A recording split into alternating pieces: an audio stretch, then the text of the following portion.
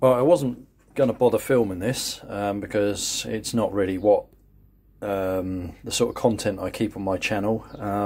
My channel, as you know, is all about speaker repairs, but this kind of is. I'll show you in a minute. So yeah, a couple dropped off this old music centre made by Hitachi, and it had a load of issues, and I'm just working through them and fixing them. So most of the problems were contacts not making properly, crackly sliders and things like that. So Deoxic is the stuff to use to spray into those pots. So I've serviced all of the pots, all the sliders, so no crackles or anything now. They're all working, radio's good. I might have to check the tuning on that, but it seems to be alright. So this is the main board, which switches the inputs, has the radio tuner, preamplifier, that sort of thing on here, and also smoothing capacitors, the regulation. There's a transformer there, so that feeds into this, converted to DC, blah de blah. This is the power amp section, probably class A or maybe AB, I don't know. So yeah, we got the tape deck here. That was one thing I had to take apart. The main drive belt had turned to goo. I'll put some pictures in so you can have a look at that. So I had to replace that and then just lubricated it all. Unfortunately, this VU meter isn't working. We've got stereo output, so it's the meter that's dead. But yeah, on the front we've got headphones, microphone inputs, Dolby noise reduction, our power button. You can preset 6 FM radio stations through this tuner board that then pushes back in, and select them directly from there. We've got loudness controls, mono, blah de blah, input selector and radio selector. I'll show you around the back. I need to continue cleaning this, but we have our aerial inputs there, a tape selector or a tape input there, so we can add another cassette deck, auxiliary input as well, so you could make up a phono to or RCA to DIN lead, connect to CD player or something like that.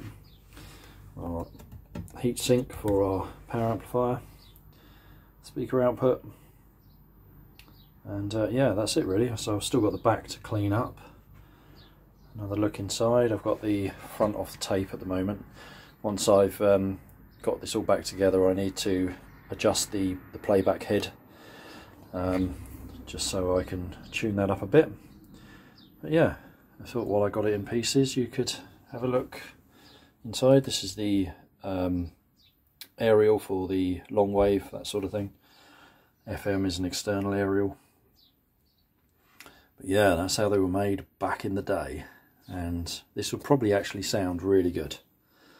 Probably one of the better ones out there. Plywood frame. So over here is the front, which I've taken off to give it a really good clean, but also to access the cassette deck so I could get to the belts, because some of the fixing screws for it are behind all this. So yeah, that's cleaned up alright. Unfortunately, this is very old, so some of the some moisture has got behind the lacquer, and that's not going to come out, but there we go. It was pretty filthy before.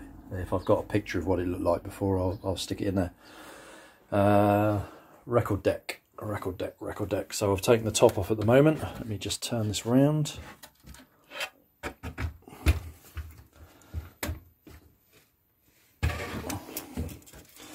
So this is our record deck.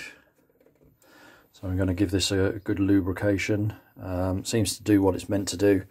Again, unfortunately, on the tone arm there, all that is underneath the lacquer. You've got a Sony head shell on there. Don't know if that's original. Might be.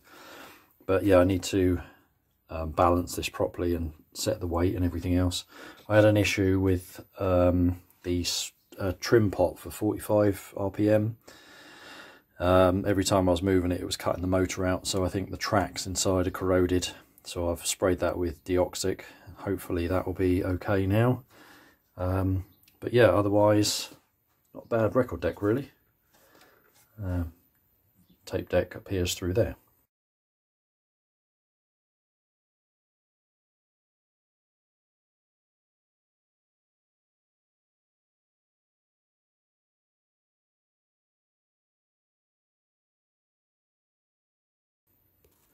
So really the main issue I've got here are these woofers.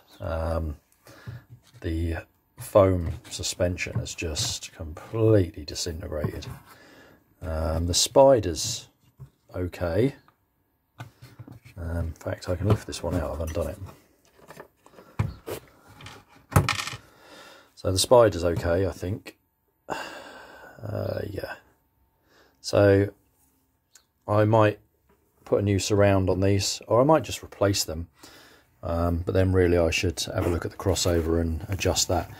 Not a bad little crossover actually, considering these are, you know, just things were thrown together. So I don't know if you can see that very well. We'll have a third order on the tweeter and second order on the woofer. Fairly typical. All air core inductors, or albeit very small gauge L caps. And this tweeter, which I think is made by Goodman's, I've seen this in the Magisters, the Maxims, yeah, a few others. Not a bad silk soft dome really. So the speakers aren't actually too bad. You know, cheap chipboard box, vinyl wrap, token gesture polyfill, nothing amazing. But yeah, what I do with those speakers, I'm not too sure yet. I think I'll probably just try and replace them with something and then see how they sound, really. I'm not going to do the normal revoicing these and crossover work, that sort of thing. As long as they sound good to the ear, jobs are good. And I'm sure I've got something better lying around I can put in here than this. So yeah, I'll have a look. Anyway, thought you'd like a quick look. I'll take some pictures when it's all back together and stick them at the end. All right, cheers. Right, so I searched around and lo and behold, I've got a load of Ditton 22 woofers. I did have 8, now I've got 6. So 2 of them have gone in here in place of those original 8-inch drivers. 4 ohms, same as the others. I would imagine they're going to sound pretty similar. I'm not going to rework the crossover for them. I'll just listen to them. I'm sure they're going to be okay. But yeah, they fit in there nicely. So giving them a good clean up, and they're not bad. So they're the old drivers, as you saw. Spiders are all right. Paper cone, teeny magnet, nothing special. 4 ohm. So I doubt we're a million miles off just by sticking those others in there. So yeah, there we go. So speaker cloths have just had a bit of a wash. They're drying out. They've come up really nicely. So yeah, we're all there. So everything works. The only thing that doesn't work is the right hand VU meter. But other than that, she all good. Right, thanks for watching. Bit unusual, but hopefully someone found it interesting. There's the model, SDT 7680R. Cool.